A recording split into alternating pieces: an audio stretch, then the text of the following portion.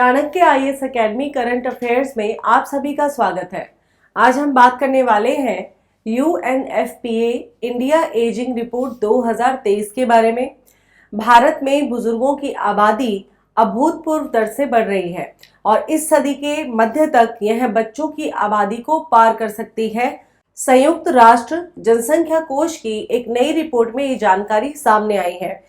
UNFPA ने अपनी report में कहा है कि आने वाले दशकों में युवा भारत तेजी से बूढ़े होते समाज में बदल जाएगा।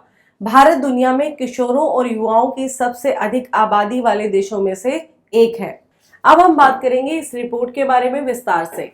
यूएनएफपीए की इंडिया एजिंग रिपोर्ट 2023 के अनुसार राष्ट्रीय स्तर पर बुजुर्गों की आबादी का हिस्सा 2021 में 10.1% था, जो बढ़कर 2036 में 15% और 2050 में 20.8% होने का अनुमान है। बुजुर्गों में 60 वर्ष और इससे अधिक आयु के लोगों को शामिल किया गया है। सदी के अंत तक देश की कुल आबादी में बुजुर्गों की संख्या 36% से अधिक होगी। 2010 के बाद से 15 वर्ष से कम आयु वर्ग में गिरावट के साथ साथ बुजुर्गों की आबादी में तेज वृद्धि देखी गई है, जो भारत में वृद्ध लोगों की संख्या बढ़ने की गति को दर्शाती है। रिपोर्ट में कहा गया है कि भारत में बुजुर्गों की आबादी अभूतपूर्व दर से बढ़ रही है और उम्मीद की जा सकती है कि सदी के मध्य तक यह बच्चों की आबादी से अधिक हो जाएगा। वर्ष 2050 से 4 साल पहले यानी कि 2046 तक भारत में बुजुर्गों की संख्या 0 से 14 वर्ष की आयु के बच्चों की आबादी से अधिक होगी। उस समय तक 15 से 59 वर्ष की जनसंख्या हिस्सेदारी में भी गिरावट देखी जाएगी। निसंदेह आज का अपेक्षाकृत युवा भारत आने वाले दशकों में तेजी से बूढ़ा होता समाज बन जाएगा।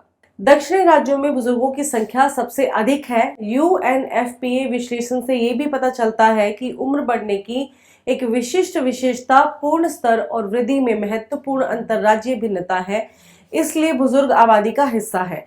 उदाहरण के लिए अधिकांश दक्षिणी राज्यों और हिमाचल और पंजाब जैसे चुनिंदा उत्तरी राज्यों में 2021 में राष्ट्रीय औसत की तुलना में बुजुर्ग आबादी की हिस्सेदारी अधिक है। यह अंतर 2036 तक बढ़ने की उम्मीद भी है। 2021 के जनसंख्या अनुमान के अनुसार भारत में प्रति 100 बच्चों पर 39 वृद्ध व्यक्ति हैं। मध्य और पूर्वोत्तर राज्यों की तुलना में दक्षिण और पश्चिमी भारतीय राज्य अधिक उम्र बढ़ने को दर्शाते हैं। अब हम बात करेंगे 40% से ज्यादा बुजुर्ग गरीब हैं उसके बारे में। संयुक्त राष्ट्र की इस नई रिपोर्ट के अनुसार भारत में 40% से ज्यादा बुजुर्ग संपत्ति के मामले में गरीब हैं। करीब 18.7% बुजुर्गों के पास आमदनी का कोई जरिया नहीं है।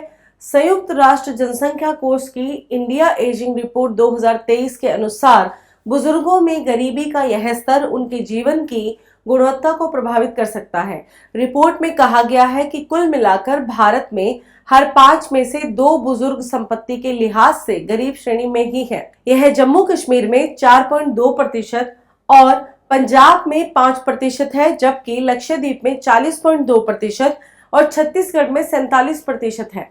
इन वृद्ध पुरुषों के मुकाबले वृद्ध महिलाओं की तादाद इसमें ज्यादा होगी। इंडिया एजिंग रिपोर्ट 2023 में कहा गया है कि 2000 से 2022 के दौरान भारत की कुल आबादी करीब 34% बढ़ी है, लेकिन इस दौरान 60 से ज्यादा उम्र के लोगों की संख्या में 103% का इजाफा हुआ है। इससे भी ज्यादा चिंता की बात यह है कि 2022 से 2050 के दौरान देश की कुल आबादी करीब 18% बढ़ेगी, जबकि वृद्धों की संख्या में 134% की वृद्धि होगी। खास तौर पर 80 से ज्यादा उम्र के लोगों की संख्या में 279% की वृद्धि होगी। अब इस प्रकार से बुजुर्गों की वृद्धि होने से जनसंख्या में कुछ चुनौतियां भी सामने आएंगी, जैसे कि देश की वृद्ध होती आबादी के 3 पहलुओं की वजह से कई सामाजिक आर्थिक चुनौतियां खड़ी होंगी। 2031 तक 60 से अधिक उम्र की आबादी में 1000 पुरुषों पर 1078 महिलाएं होंगी। दूसरा पहलू बुजुर्ग आबादी की ग्रामीण पृष्ठभूमि से जुड़ा हुआ है। देश में 70% आबादी ग्रामीण है, तो जाहिर है कि जब बुजुर्गों की संख्या बढ़ेगी तो गांव में उनकी तादाद भी ज्यादा होगी, जहां उनके लिए आय, स्वास्थ्य, परिवहन जैसी चुनौतियां भी होंगी। इसके अलावा तीसरा पक्ष वृद्धों की वृद्धावस्था यानी वृद्धों में भी 80 से ज्यादा उम्र के वृद्धों की संख्या में तेजी से वृद्धि होगी, जिसकी देखभाल के लिए भारी निवेश की भी जरूरत होगी। भारतीय संविधान के अनुच्छेद 41 में कहा गया है कि राज्य अपनी आर्थिक क्षमता के अनुसार बुजुर्गों के अधिकारों को सुरक्षित रखने के उपाय करेगा। इसके अलावा भारत सरकार Madrid international plan of action on ageing 2002 के अनुसार जनसंख्या की वृद्धावस्था संबंधी समस्याओं के समाधान के लिए नीति और कार्यक्रम तय करती आ रही है।